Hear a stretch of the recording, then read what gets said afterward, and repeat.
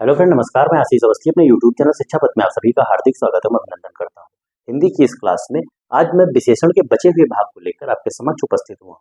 जैसा कल की क्लास में मैंने आपको विशेषण के विषय में उसके जो 4 भेद थे उनके विषय में विस्तृत जानकारी आपको दे दी थी, और उसी क्रम में मैंने आपको बताया था कि कुछ इसका ऐसा पार्ट बचा हुआ है जिससे विभिन्न परीक्षाओं में अभी तक प्रश्न पूछे गए हैं और आगामी परीक्षाओं में भी यहाँ से प्रश्न बनने की संभावना रहती है। और उसके साथ ही साथ मैंने आपको ये बताया था कि मुझको आज कुछ उदाहरण आपको बताने हैं। तो पिछली क्लास में मैंने आपको उदाहरण नहीं बताए थे, तो आज मैंने कुछ वाक्य लिए हैं जिनमें आपको विशेषण पहचानना होगा, और इस तरीके से आप जो कल बातें मैंने आपको बताई थी उसको रिकॉल भी कर पाएंगे, और यहाँ से इस बात को सीख पाएंगे कि विशेषण से बनने वाले प्रश्नों को हम कैसे सॉल्व करेंगे और किस तरीके के प्रश्न विशेषण से एग्जामिनर आपकी परीक्षाओं में बनाता है। तो सबसे पहले हम चर्चा करेंगे, आज एक शब्द आया है प्राविशेषण का।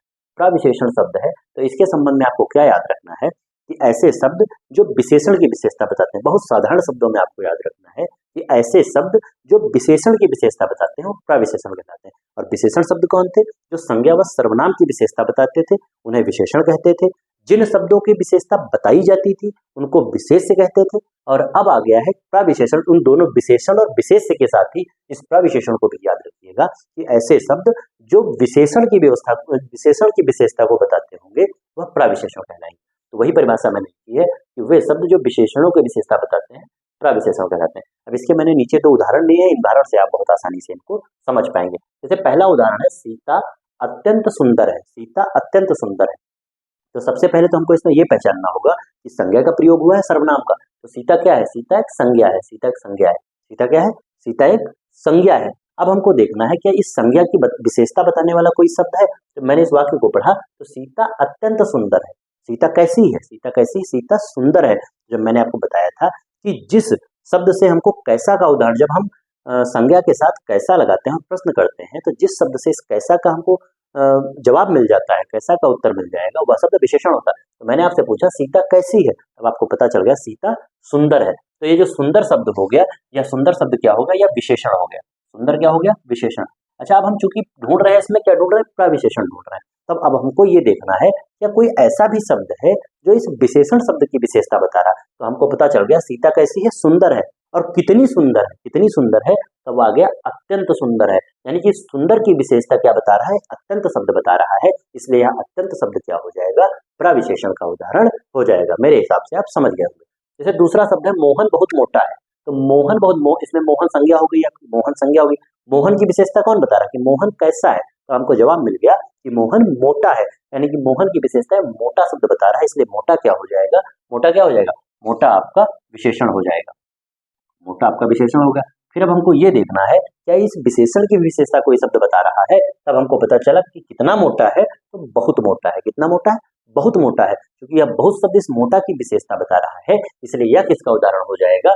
यह आपका प्राविशेषण का उदाहरण हो जाएगा। मेरे हिसाब से आप समझ गए होंगे। प्राविशेषण और विशेषण के अंतर को आप समझ गए होंगे कि प्राविशेषण वे शब्द होंगे जो विशेषण की भी विशेषता बताएंगे। अच्छा, अगर मैं आपको रिकॉल कराऊं, और मैंने यहाँ पे लिखा है सुंदर है। सुंदर एक विशेषण शब्द है, और मैं आपसे ये पूछ लूं कि सुंदर विशेषण के किस भेद का जो उदाहरण है, जो आपका सुंदर शब्द आया है, यह किस भेद के अंतर्गत आता है? तो सुंदर किसके अंतर्गत आएगा? तो आपको याद रखना है कि सुंदर गुणबोधक के अंतर्गत आएगा। मैंने आपको एक उदाहरण बताया था, एक भेद बताया था, गुणबोधक विशेषण। तो गुणबोधक के अंतर्गत या सुंदर आ जाएगा। इसी तरीके से जो मोटा है, मोटा किसके अंतर्गत आएगा? मोटा भी आपका, क्योंकि यह गुण का बोध करा रहा है, इसलिए यह भी गुणबोधक के अंतर्गत आ जाएगा। और गुणबोधक में भी किसके अंतर्गत आएगा? गुणबोधक में भी किसके अंतर्गत आएगा? तो गुणबोधक में भी आपके जो मैंने आपको बताया था दशाबोधक, दशाबोधक में आपका मोटा और पतला बताया था, और साथ ही आकार बोधक में बताया था। तो मोहन बहुत मोटा है, तो यानी कि यह मोहन के आकार की बात यहाँ पे की जा रही है, तो यह मोटा आकार बोधक के अंतर्गत गुणबोधक विशेषण का उदाहरण हो जाएगा।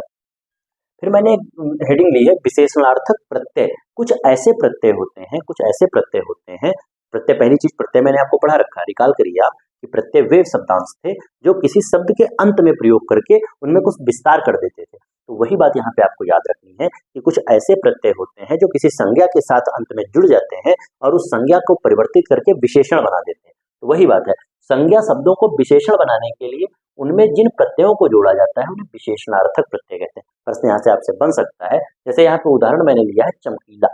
चमकीला, यदि आपसे इसमें ये पूछा जाए कि चमकीला में मूल शब्द क्या है, तो चमकीला में मूल शब्द है चमक। मूल शब्द क्या है? चमक। और चमक किसका उदाहरण है? चमक भाववाचक संज्ञा का उदाहरण है। और जब इसको चमकीला बनाया गया तो इसमें कौन सा प्रत्यय जोड़ दिया गया? ईला प्रत्यय जोड़ दिया गया। कौन सा प्रत्यय? ईला प्रत्यय जोड़कर इसको चमकीला बना दिया गया। और जैसे ही यह चमकीला बन गया, यह विशेषण हो गया, क्योंकि अब यह विशेषता बताने वाला शब्द हो गया है। तो चूंकि चमक पहले भाववाचक संज्ञा था, इसमें ईला प्रत्यय लगाकर इसको चमकीला बना दिया गया, तो अब यह विशेषण हो गया। और अगर इस तरीके का शब्द आपको दे दिया जाए और यहाँ आपसे ये पूछ लिया जाए कि यह प्रत्यय किस प्रत्यय का उदाहरण है, तब आपको याद रखना है कि विशेषणार्थक प्रत्यय का। जो यह ईला प्रत्यय है, यह किसका उदाहरण हो जाएगा? विशेषणार्थक प्रत्यय का उदाहरण हो जाएगा। और इस तरीके से आपसे प्रश्न पूछे भी जाते हैं। आपको ये चमकीला देगा और वहां छांटने के लिए पूछेगा, या किसका संज्ञा का उदाहरण है या विशेषण का उदाहरण है। तब आपको याद रखना है कि चमक एक भाववाचक संज्ञा है, और जब उसमें ईला प्रत्यय लग के चमकीला हो गया तो वह विशेषण का उदाहरण हो गया। जैसे यहाँ पे लिखा है धनी, तो धनी में मूल शब्द क्या है? धन। मूल शब्द क्या है? धन। और धन द्रव्यवाचक संज्ञा का उदाहरण है, और इसमें ई प्रत्यय लगा के इसको धनी बना दिया गया है। और अब यदि मैं आपसे कहूँ कि मोहन धनी है, यानी कि यह मोहन की विशेषता बता रहा है, इसलिए यह विशेषण का उदाहरण हो जाएगा। फिर जैसे दयावान, तो दया भी भाववाचक संज्ञा, दया भी भाववाचक संज्ञा, और इसमें वान प्रत्यय जोड़कर इसको दयावान यानी कि अब विशेषण बना दिया गया। जैसे आर्थिक, तो आर्थिक में अर्थ, आर्थिक में अर्थ भी जो है आपका द्रव्यवाचक संज्ञा का उदाहरण है, और इक प्रत्यय जोड़कर इसको विशेषण बना दिया गया। जैसे भारती, तो भारत आपका क्या है? भारत आपका संज्ञा है, और इसमें ई प्रत्यय लगाकर इसको अब विशेषण बना दिया गया। जैसे मैं कहूँ कि मैं भारतीय हूँ, यानी कि यह मेरी विशेषता बता रहा है कि मैं भारतीय हूँ, और डायरेक्ट भारत लिखा होता तो वह संज्ञा का उदाहरण होता। फिर बुद्धिमान, तो बुद्धि कैसा उदाहरण है? बुद्धि आपका भाववाचक संज्ञा का उदाहरण है, और उसमें मान प्रत्यय लगकर मैं बुद्धिमान हूँ, यानी कि मेरी विशेषता यह शब्द बता रहा है, इसलिए यह किसका उदाहरण हो जाएगा? यह आपका विशेषण का उदाहरण हो जाएगा। तब आपको याद रखना है कि कुछ संज्ञाएं ऐसी होती हैं जिनमें प्रत्यय का लास्ट में प्रत्यय का विशेषणार्थक प्रत्यय का प्रयोग करके इनको विशेषण बना दिया जाता है। तो इन शब्दों की पहचान आपसे परीक्षा में पूछी जा सकती है। फिर विशेषण की तुलना अवस्था। अब विशेषण की तुलना कैसे होती है, इसके संबंध में आपको याद रखना है कि इन्हें तुलनात्मक विशेषण भी कहा जाता है, और विशेषण की 3 अवस्थाएं तुलनात्मक रूप में हो सकती हैं। यदि आपसे विशेषण की तुलनात्मक अवस्थाएं पूछी जाए तो 3 हो जाएंगी। पहली मूलावस्था, जब किसी की तुलना नहीं हो रही होगी, सीधे एक आदमी की बात की जा रही होगी। जैसे मैं कहूँ कि मोहन अच्छा लड़का है, मोहन अच्छा लड़का है, तो यहाँ पे अच्छा आ गया, यह मूल रूप में प्रयुक्त हुआ, क्योंकि यहाँ पे इसकी किसी से तुलना नहीं की जा रही। जब किसी से तुलना नहीं होगी तो मूलावस्था का प्रयोग होगा। फिर आपका आता है उत्तरावस्था, तो उत्तरावस्था में आपको याद रखना है, जब 2 लोगों की तुलना होगी तो वहां पे उत्तरावस्था हो जाएगा। जैसे मैं आपसे कहूँ कि, जैसे मैंने यहाँ पे उदाहरण लिया है, लघु से बन गया लघुत्तर, और साथ में सुंदर से बन गया सुंदरतर। तो जब मैंने आपसे कहा कि मोहन सुंदर है, मोहन सुंदर है, तो यहाँ पे विशेषण की किस अवस्था का यहाँ पे विशेषण की किस अवस्था का प्रयोग किया गया? तो मूल अवस्था का प्रयोग किया गया, क्योंकि मोहन की अकेले बात की गई, किसी से तुलना नहीं की गई। लेकिन मैंने कहा कि मोहन श्याम से ज्यादा सुंदर है, मोहन श्याम से ज्यादा सुंदर है। जहां जैसे ही 2 लोगों की तुलना की जाएगी, जैसे ही 2 लोगों की तुलना की जाएगी, तो जो मैंने कहा कि मोहन श्याम से सुंदर है, मोहन श्याम से सुंदर है, तो उस स्थिति में यह सुंदर शब्द गलत हो जाएगा, और सुंदर के स्थान पर क्या प्रयोग होगा? सुंदरतर प्रयोग होगा। क्या प्रयोग होगा? सुंदरतर। मोहन श्याम से सुंदरतर है, क्योंकि यहाँ पे 2 लोगों की तुलना हो रही। जब 2 लोगों की तुलना होगी, उस स्थिति में विशेषण की उत्तरावस्था का प्रयोग किया जाएगा। फिर आपका आता है, मैंने कहा कि मोहन सभी में सुंदर है, मोहन सबसे सुंदर है, तब वहां पे हमारा क्या मतलब? क्योंकि यहाँ बहुत सारे लोगों से इसकी तुलना की जा रही, सबसे ऊंचा इसको बताया जा रहा है, तब वहां पे किसका प्रयोग होगा? तब उत्तमावस्था का प्रयोग होगा, और सुंदर के स्थान पर सुंदरतम आ जाएगा। ये बात आपको याद रखनी है कि मोहन सुंदरतम है, मोहन सभी में सुंदरतम है, ये बात आपको याद रखनी है। तो इसी तरीके से जब मूलावस्था, उत्तरावस्था और उत्तमावस्था के बारे में आपसे पूछा जाए कि जब किसी की तुलना नहीं होगी तो मूल रूप में, यदि 2 लोगों के बीच में तुलना होगी तो उत्तरावस्था का प्रयोग किया जाएगा, और जब 2 से अधिक लोगों के बीच में तुलना होगी तो उत्तमावस्था का प्रयोग किया जाएगा। और एक कैसे होंगे? जैसे लघु मूलावस्था है, इसका उत्तरावस्था लघुत्तर हो जाएगा, और उत्तमावस्था लघुत्तम हो जाएगा। सुंदर मूलावस्था है, इसकी उत्तरावस्था सुंदरतर, और उत्तमा लघुत्तम सुंदरतम हो जाएगा। उच्च, उच्च की उत्तरावस्था उच्चतर हो जाएगी, और उत्तमावस्था उच्चतम हो जाएगी। ये बात मेरे हिसाब से आप समझ गए होंगे। फिर विशेषण का पद परिचय, तो सभी में मैंने आपको पद परिचय बताया है, तो इसका भी पद परिचय मैंने ले लिया है कि पद परिचय में उसका स्वरूप, लिंग, भेदवचन कारक और विशेष से बताया जाता है। कहने का मतलब ये है कि जब आपसे पद परिचय पूछा जाएगा तो सबसे पहले आपको देखना होगा कि इस वाक्य में विशेषण कौन सा है, फिर विशेषण का कौन सा भेद है, कौन सा वचन है, कौन सा लिंग है, इन सब के विषय में पद परिचय। जैसे मैंने यहाँ पे लिया है काला कुत्ता मर गया, एक वाक्य मैंने लिया है काला कुत्ता मर गया, तो यदि आपसे इसमें पूछा जाए कि इसमें विशेषण शब्द क्या है, तो इसमें विशेषण शब्द आपका हो जाएगा काला। विशेषण शब्द क्या हो जाएगा? काला, क्योंकि यह कुत्ते की विशेषता बता रहा है। काला किसकी विशेषता बता रहा है? कुत्ते की विशेषता बता रहा है। अच्छा, यहाँ से एग्जामिनर एक तरीके का प्रश्न और आपसे उठा सकता है कि काला कुत्ता मर गया है ना, जो काला विशेषण है या उद्देश्य विशेषण का उदाहरण है या विधेय विशेषण का उदाहरण है? तो मैंने आपको बताया था कि जब विशेष से ठीक पहले विशेषण का प्रयोग होगा तो वह उद्देश्य विशेषण होगा, और यदि विशेष के ठीक बाद विशेषण का प्रयोग होगा तो वह विधेय विशेषण का उदाहरण हो जाएगा। तो चूंकि यहाँ पे विशेष से ठीक पहले विशेषण का प्रयोग हो रहा है, इसलिए यह काला उद्देश्य विशेषण का उदाहरण हो जाएगा। तो अब हमको ये पता चल गया कि यह काला विशेषण है। अब काला विशेषता किसकी बता रहा है? इस कुत्ते की विशेषता बता रहा है, इसलिए कुत्ता क्या हो गया? या विशेष्य हो गया। कुत्ता क्या हो गया? विशेष्य हो गया। फिर इसमें कर्म क्या हो गया? मरना कर्म हो गया। ठीक, ये आपका कर्म हो गया।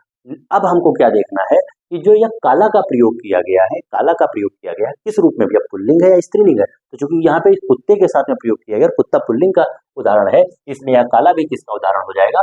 पुल्लिंग का उदाहरण हो जाएगा। फिर कुत्ता एक वचन है, इसलिए यह काला भी किसका उदाहरण हो जाएगा? एक वचन का उदाहरण हो जाएगा।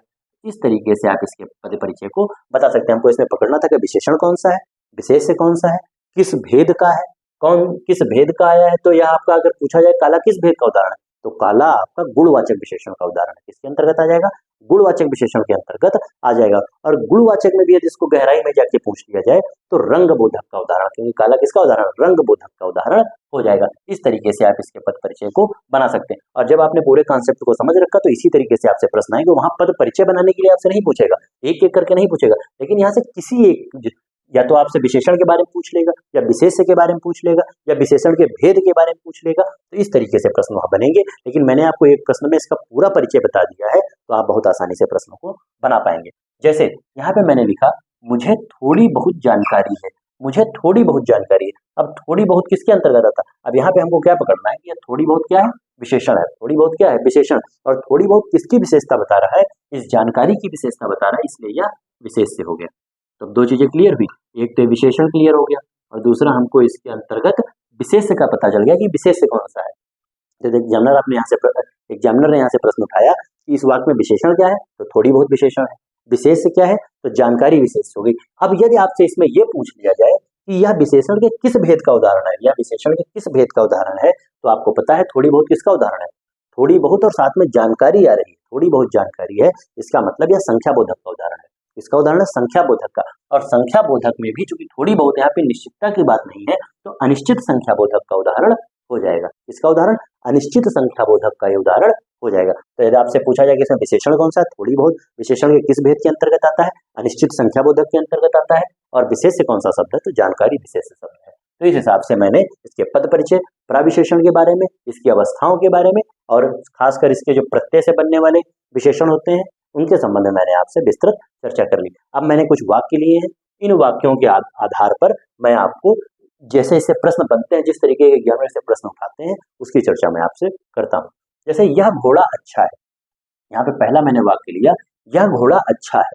तो यहाँ पे सबसे पहला प्रश्न अगर आपसे कोई बन सकता है कि इस वाक्य में कितने विशेषण है, तो आपको कितने विशेषण दिख रहे हैं? पहला तो विशेषण हमको देखते ही पता चल गया, इस घोड़े की विशेषता बताई जा रही है अच्छा से, तो पहला विशेषण तो हमको अच्छा मिल गया। और जो यहाँ पे यह लगा है, तो मैंने आपको बताया था यह एक कैसा है, यह एक सर्वनाम है, लेकिन मैंने कहा था यह सर्वनाम के रूप में तब प्रयुक्त होगा जब यह संज्ञा के स्थान पर आया होगा, लेकिन इसका प्रयोग यदि संज्ञा के साथ में हुआ होगा तो वह विशेषण का उदाहरण हो जाएगा।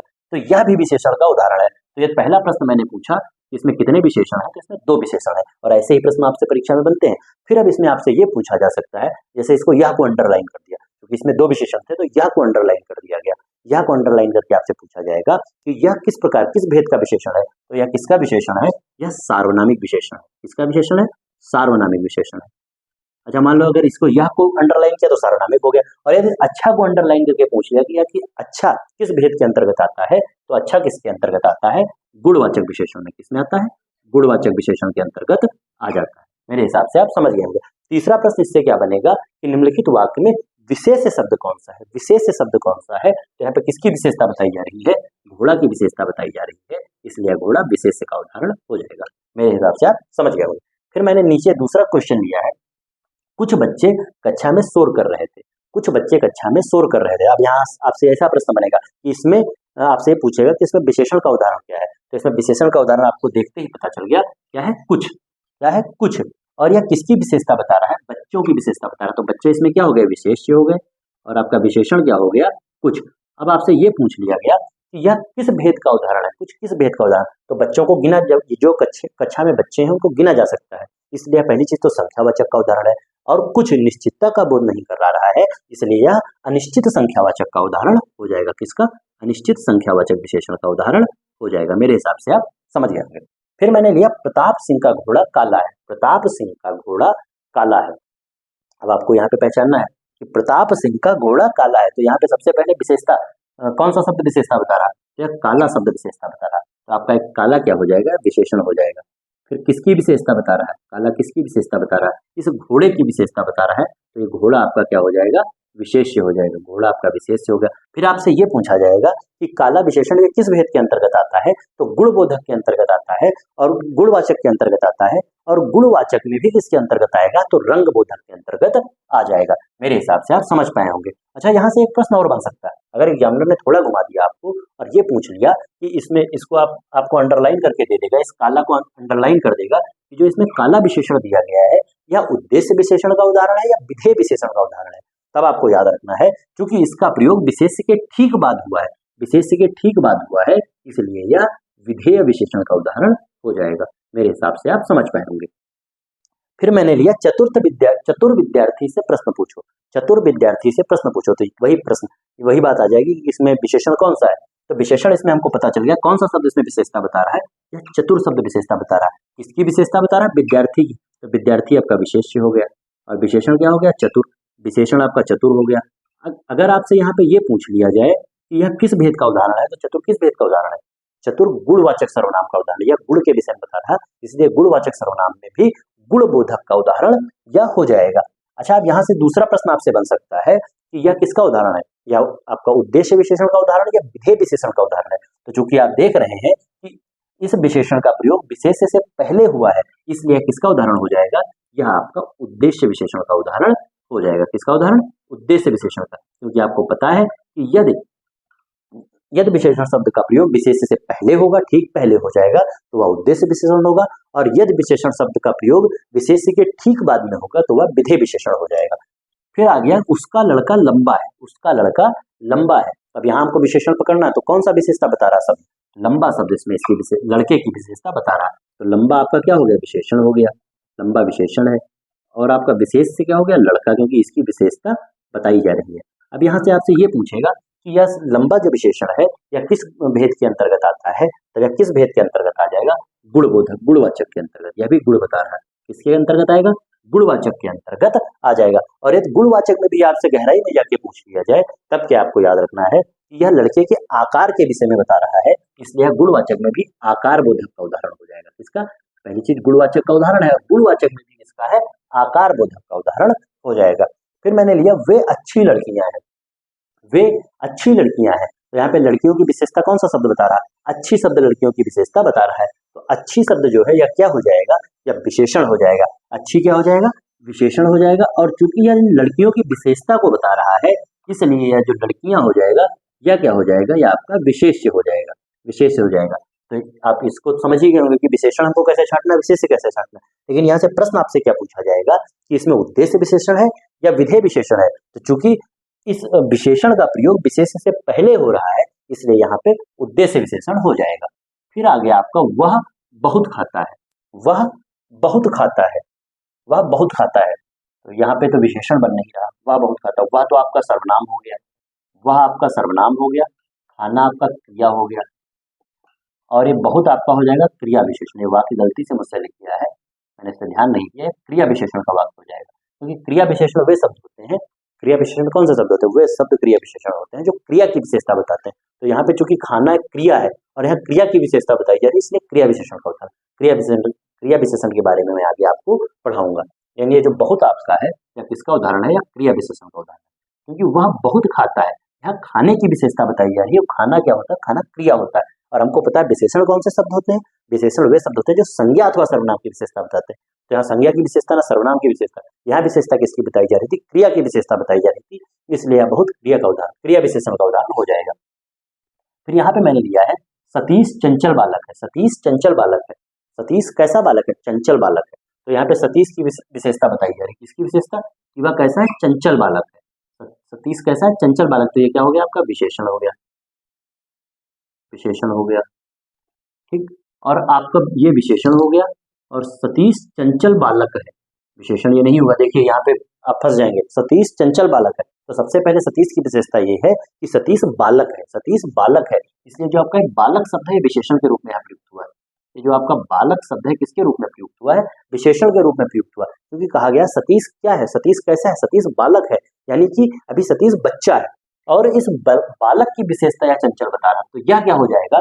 मैंने आपको बताया था कि ऐसे शब्द जो विशेषण की भी विशेषता को बता रहे होंगे वह प्रविशेषण कहलाएंगे। तो चूंकि बालक एक विशेषण शब्द है और उसकी विशेषता या चंचल बता रहा है, तो यह प्रविशेषण हो जाएगा, यह प्रविशेषण हो जाएगा। ये किताबों की गलती है, मेरी गलती नहीं है। मैंने यहाँ किताब से प्रश्न लिखा था और वहां पे इस चंचल को ही विशेषण माना गया, लेकिन यदि आपको आप इस वाक्य के अर्थ को निकालिए कि सबसे पहले हमको क्या पता चला, बात यहाँ पे सतीश के विषय में की जा रही है, तो सबसे पहले बात सतीश के विषय में, यानी कि सतीश विशेष से है, सतीश आपका विशेष है। और फिर अगर आप इस सतीश से प्रश्न करें कि सतीश कैसा है, तो सतीश बालक है। सतीश कैसा है? सतीश अभी बालक है, और बालक में भी वह कैसा है? वह चंचल बालक है, इसलिए चंचल आपका प्रविशेषण हो जाएगा। राधा बहुत अच्छी लड़की है, तो राधा बहुत अच्छी लड़की है। अब यहाँ से आपको क्या पकड़ना है कि इसमें आपका विशेषण कौन सा हो जाएगा? अच्छी। विशेषण क्या हो जाएगा? अच्छी विशेषण हो जाएगा, और विशेषण आपका अच्छी हो गया। और चूंकि यह लड़की की विशेषता बताई जा रही, तो लड़की आपका विशेष हो गया। और इस विशेषण की भी विशेषता, इस विशेषण की भी विशेषता इस बहुत द्वारा बताई जा रही है। किसके द्वारा बताई जा रही? बहुत द्वारा इस विशेषण की विशेषता बताई जा रही है, इसलिए बहुत आपका क्या हो जाएगा? प्रविशेषण हो जाएगा। बहुत आपका क्या हो जाएगा? प्रविशेषण हो जाएगा। यहाँ पे राधा बहुत अच्छी लड़की है, तो राधा कैसी लड़की है? पहली चीज तो पता चला राधा कैसी लड़की है। अच्छा, यहाँ इस वाक्य में आप ये याद रखिएगा, ऊपर वाले में थोड़ा मिस्टेक हो रही है कंफ्यूजन की वजह से। यहाँ पे जो चंचल शब्द है या बालक की ही विशेषता बता रहा है कि सतीश कैसा बालक है? चंचल बालक है। सतीश कैसा व सतीश और बालक को एक साथ मिला के पढ़ा जाए, सतीश कैसा बालक है तो वह चंचल बालक है। तो यहाँ पे आपका विशेषण जो होगा वह चंचल हो जाएगा, विशेषण क्या हो जाएगा? चंचल हो जाएगा। और यह बालक आपका विशेष हो जाएगा, क्योंकि यहाँ पे बालक की विशेषता बताई जा रही है। मैं थोड़ा कंफ्यूज हो गया था, यहाँ पे इस बालक की विशेषता बताई जा रही है, इसलिए यहाँ पे विशेष से आपका बालक हो जाएगा और विशेषण चंचल हो जाएगा। अच्छा, मैंने चूंकि सतीश की विशेषता के संबंध में सोच लिया था, इसलिए वहां पे मिस्टेक हो गई थी। लेकिन आपको क्या याद रखना है कि यदि आपसे इसमें पूछा जाए सतीश चंचल बालक है, तो सतीश कैसा बालक, अगर आप कैसा का प्रश्न लगाएंगे तो सतीश कैसा बालक है तो वह चंचल बालक है। तो यह चंचल शब्द इसकी विशेषता बता रहा है, तो चंचल आपका विशेषण हो जाएगा और बालक आपका विशेष हो जाएगा। चंचल किस भेद का उदाहरण है? तो चंचल जो है आपका गुणबोधक, गुणवाचक का उदाहरण हो जाएगा। कौन सा विशेषण? गुणवाचक विशेषण हो जाएगा। गुणवाचक में भी गुणबोधक विशेषण का उदाहरण क्या हो जाएगा। यहाँ से दूसरा प्रश्न आपसे बन जाएगा कि सतीश चंचल बालक है, यानी कि विशेषण का प्रयोग विशेष से ठीक पहले हो रहा है, विशेष से ठीक पहले हो रहा है, इसलिए उद्देश्य विशेषण भी यहाँ पे हो जाएगा। फिर आपको मैंने समझा दिया। फिर आपका आता है वह नौकर नहीं आया, वह नौकर नहीं आया। तो यहाँ पे जो वह शब्द है, तो यह वह शब्द आया है या सर्वनाम के रूप में ना प्रयुक्त होकर किसके रूप में प्रयुक्त हो रहा है? सार्वनामिक विशेषण के रूप में, सार्वनामिक विशेषण के रूप में। यह आपका सार्वनामिक विशेषण हो गया, क्योंकि सर्वनाम कब होता है? जब यह संज्ञा के स्थान पर प्रयुक्त होता है, लेकिन यह संज्ञा के स्थान पर प्रयुक्त न होकर बल्कि संज्ञा के साथ में प्रयुक्त हुआ है, इसलिए यह सार्वनामिक विशेषण का उदाहरण हो जाएगा। और इस सतीश चंचल बालक है, इसमें मैं थोड़ा कंफ्यूज हुआ था, क्योंकि मैंने इस सतीश को विशेष से मान लिया था, लेकिन जब आप इसका वाक्य प्रयोग कर रहे हैं सतीश चंचल बालक है, तो यहाँ पे आपसे प्रश्न बनना है कि सतीश कैसा बालक है। सतीश कैसा बालक है तो वह चंचल बालक है। कैसा बालक है? चंचल है, यानी कि उस बालक की विशेषता इस चंचल शब्द से मिल रही है, इसलिए बालक विशेष हो जाएगा और चंचल आपका विशेषण हो जाएगा। तो फिलहाल आज विशेषण के संबंध में मैंने आपको इसके विभिन्न उदाहरणों के माध्यम से पूरा रिकॉल करवा दिया है। साथ ही साथ जो बचा हुआ भाग था प्रविशेषण का, उसके संबंध मैंने आपसे चर्चा कर ली है। तो यह विशेषण का टॉपिक पूरा हो जाएगा। अगली क्लास में हम किसी नए टॉपिक के साथ आपके समक्ष उपस्थित होंगे।